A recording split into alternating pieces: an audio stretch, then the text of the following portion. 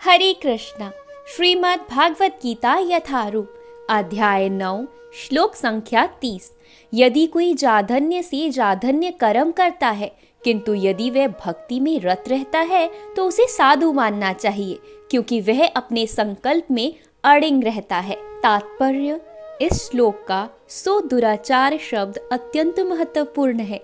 अंततः हमें इसे ठीक से समझना होगा। जब मनुष्य बुद्ध रहता है तो उसके दो प्रकार के कर्म होते हैं। प्रथम बुद्ध और द्वितीय स्वाभाविक।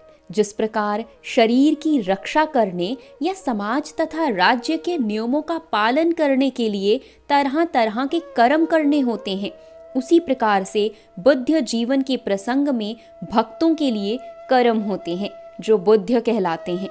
इसके अतिरिक्त जो जीव अपने आध्यात्मिक स्वभाव से पूर्णतः विज्ञ रहता है और कृष्ण भावनामृत में या भागवत भक्ति में लगा रहता है, उसके लिए भी कर्म होते हैं जो दिव्य कहलाते हैं। ऐसे कार्य उनकी स्वाभाविक स्थिति में संपन्न होते हैं और शास्त्रीय दृष्टि से भक्ति कहलाते हैं।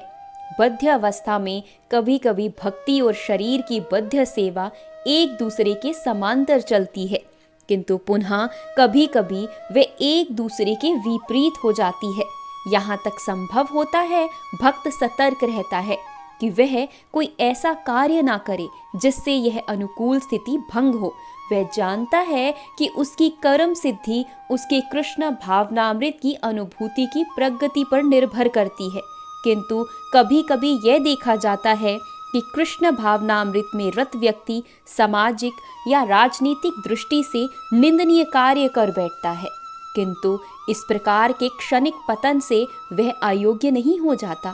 श्रीमद् भागवत में कहा गया है कि यदि कोई व्यक्ति पतित हो जाए किंतु यदि भगवान की दिव्य सेवा में लगा रहे तो हृदय में वास करने वाले भगवान उसे शुद्ध कर देते हैं और उस निंदनीय कार्य के लिए क्षमा कर देते हैं। भौतिक कल्मश इतना प्रबल होता है कि भगवान की सेवा में लगा योगी भी कभी कभी इसके जाल में आ फंसता है, लेकिन कृष्णा भावनामृत इतना शक्तिशाली होता है कि इस प्रकार का आकस्मिक पतन तुरंत रुक जाता है। इसीलिए भक्ति योग सदैव सफल होता है। किसी भक्त के आदर्श पथ से अकस्मात गुमराह होने पर हंसना नहीं चाहिए, क्योंकि जैसा कि अगले श्लोक में बताया गया है, जो ही भक्त कृष्ण भावनामृत में पूर्णतः स्थित हो जाता है, ऐसे आकस्मिक पतन कुछ समय के पश्चात रुक जाते हैं। अंततः जो व्यक्ति कृष्ण भावनामृत में स्थित है और अनन्य भाव से हरे कृष्ण मंत्र का जप करता है, उसे दिव्य स्थिति में आसीन समझना चाहिए, भले ही देववशात उनका पतन क्यों न हो चुका हो। साधु रेव शब्द अत्यंत प्रभावात्मक है। ये अभक्तों को सावधान करते हैं कि पतन के कारण भक्त का उपहास नहीं किया जाना चाहिए, उन्हें तब भी साधु ही मानना चाहिए। मनतत्व शब्द तो इससे भी अधिक बलशाली है। यदि कोई इस नियम को नहीं मानता और भक्त पर उसके पतन के कारण हंसता है तो वह भगवान के आदेश की अवज्ञा करता है।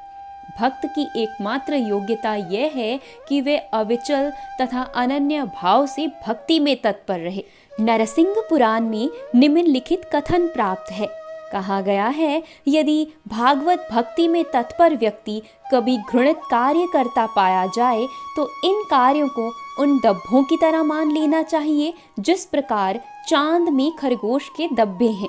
इन डब्बों से चांदनी के विस्तार में बाधा नहीं आती।